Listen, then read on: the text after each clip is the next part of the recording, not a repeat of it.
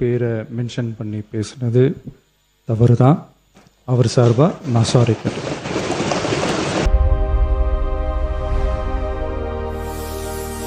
Welcome to talk of town. அப்படி சொன்னதை நான் ஏற்கவில்லை. சட்டப்பேரவையில் விஜய் மன்னிப்பு. தமிழக சட்டப்பேரவையில் இன்று மறைந்த முன்னாள் முதலமைச்சர் கலைஞர் கருணாநிதியின் பெயர் தொடர்பான விவகாரம் பரபரப்பை ஏற்படுத்தியது.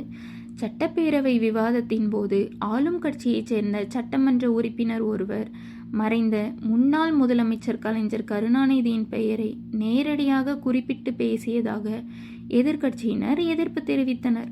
இதற்கு உடனடியாக எழுந்து பதிலளித்த முதலமைச்சர் திரு ஜோசப் விஜய் அந்த உறுப்பினர் பயன்படுத்திய அந்த வார்த்தையை தான் ஏற்றுக்கொள்ளவில்லை என்று தெளிவுபடுத்தினார்.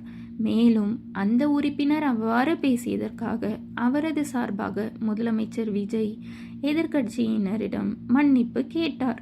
அவர் அப்படி குறிப்பிட்டதை நான் ஏற்கவில்லை, அவர் சார்பாக நான் மன்னிப்பு கேட்டுக்கொள்கிறேன் என்ற வகையில் முதலமைச்சர் விஜய் சட்டப்பேரவையில் தெரிவித்ததாக கூறப்படுகிறது.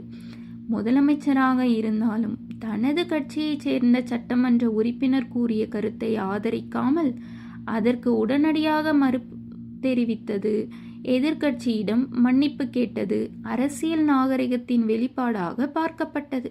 இந்த அணுகுமுறையை எதிர்க்கட்சியைச் சேர்ந்த முன்னாள் அமைச்சர் திரு KN நேரு பாராட்டியதாக கூறப்படுகிறது. அரசியல் ரீதியாக எதிர்த்தரப்பில் இருந்தாலும் விஜயின் இந்த பணிவான அணுகுமுறையை அவர் பாராட்டியது சட்டப்பேரவையில் கவனம் பெற்றது.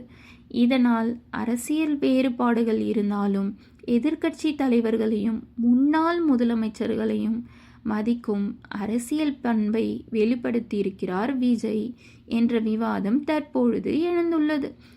தன் கட்சி உறுப்பினர் பேசியதை ஆதரிக்காமல் எதிர்க்கட்சியிடம் நேரடியாக மன்னிப்பு கேட்ட முதலமைச்சர் விஜயின் இந்த அணுகுமுறை அரசியல் நாகரிகத்தின் புதிய வெளிப்பாடா என்ற கேள்வியும் அரசியல் வட்டாரங்களில் எழுந்துள்ளது.